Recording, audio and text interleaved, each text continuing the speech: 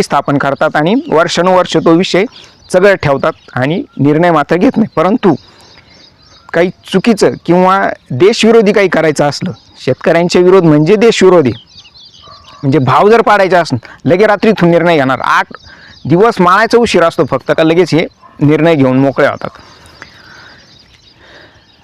रात्रीतून शेतमालाचे भाव पाडायचे आणि ह्या जमिनी यांच्या डोळ्यात खुपतात की ज्या शेतकऱ्यांकडे आहे.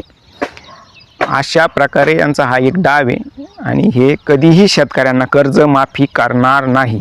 तुम्ही काहीही करा, आंदोलनं कुठलंही करा, देणार नाही. बच्चू भाऊ असू नाहीतर आणखी ब्रह्मदेव जरी वरून आला तरी हे शेतकऱ्यांना कर्जमाफी करणार नाही. हे रेकॉर्ड आहे, हा व्हिडिओ आता रेकॉर्डेड झालेला आहे आणि याच्यात कुठलाही बदल होणार नाही.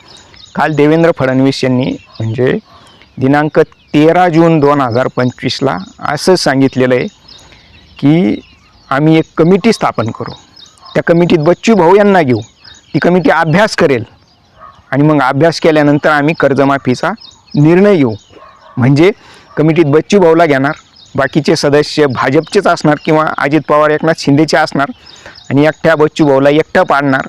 बाकीचे असं ठरवणार की एकतर कर्जमाफी करायची नाही, राज्याची आर्थिक परिस्थिती सांगायची आणि ही कर्जमाफी वास्तविक हा निर्णय घेता जवळजवळ निवडणूक जवळ आणायची. अभ्यास करायला टाईम लागतो असं सांगायचं आणि जाणून बुजून ही कर्जमाफीचा जो मुद्दा आहे हा पार पुढच्या विधानसभा निवडणुकीपर्यंत नेऊन ठेवायचा 6 महिने अगोदर आणि मग 6 महिन्यापूर्वी कर्जमाफीची घोषणा करायची. त्याच्यात पण निकष लावणार, अंशतः शब्द घालणार, तत्वतः घालणार, वेगवेगळ्या प्रकारच्या अटी घालणार आणि कमीत कमी शेतकऱ्यांना कमीत कमी लाभ कसा मिळेल याचा अभ्यास करण्यासाठी ही